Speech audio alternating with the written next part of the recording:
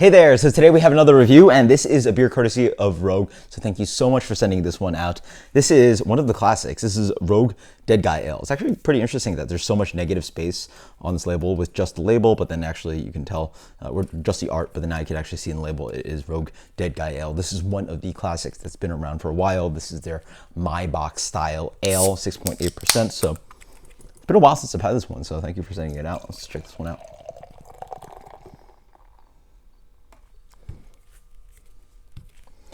So the beer comes in a light to medium amber color, beautiful hues of even like kind of pinkish color and really more like light red instead of a really ruby color, but really nice looking beer. Let's get the off-white head. Let's get the aroma. Full malt for days. I'm smelling probably some caramel malt in there, but also I assume there's some amount of Munich in here. Yeah, nice sweet qualities. This one comes with the ale yeast strains, a little bit more fruity.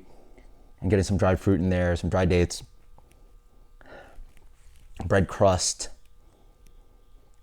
Like rye bread. Smells nice, yeah.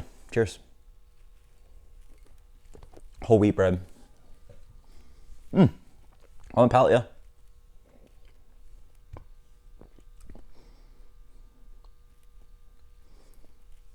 Works pretty well imitating a German style Maibach. You get that full-on flavor of Munich malt, derived for days. Has a little bit of that kind of like Metzen flavor. So again, more of that kind of like rye bread, whole wheat bread crust, toasted bread crust, driving for days. The malt drives for quite a while. A little bit of caramel sweetness driving on the back end. Shows that's a little bit bigger with a little bit more rich of a malt profile than this season being Metzen Oktoberfest beer. A little too fruity, obviously, because it has that ale yeast strain. Though not quite obviously. I mean, this would be hard to be blinded on to really figure out that it was an ale strain. It has just so much rich German malt quality to it that you'd want to lean towards a little bit of a German style on this one. But yeah, there's a little bit of light kind of caramel and toffee driving on the back end. A good amount of that woody bitterness driving here. But yeah, really nice stuff. 6.8%, really beautifully hidden on this beer, and it's a style of beer, a type of beer that's really not that much around anymore. We're talking about amber ales, talking about Maibach, we're talking about brown ale, something that's just a little bit more malty, you know, not leaning towards New England style IPA or traditional IPA. It's not that hoppy. It's really malt driven, but not your high ABV pastry stout. It's that middling range that we don't see too many beers in this at this range anymore, and it's crazy that this beer is drinking great.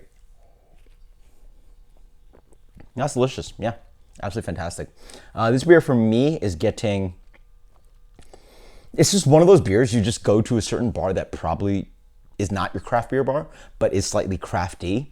And if they have this on draft, I'm happy to order it. And I've done it before, and this was years ago, but it's just like, it's a beer that you haven't had in a while, and it's slightly crafty, but it's a style of beer that you want to reintroduce yourself into.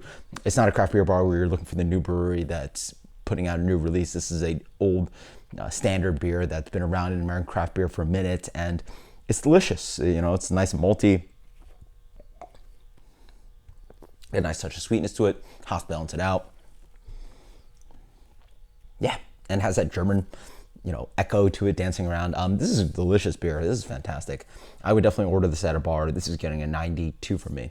Until next time, guys. Cheers. Later.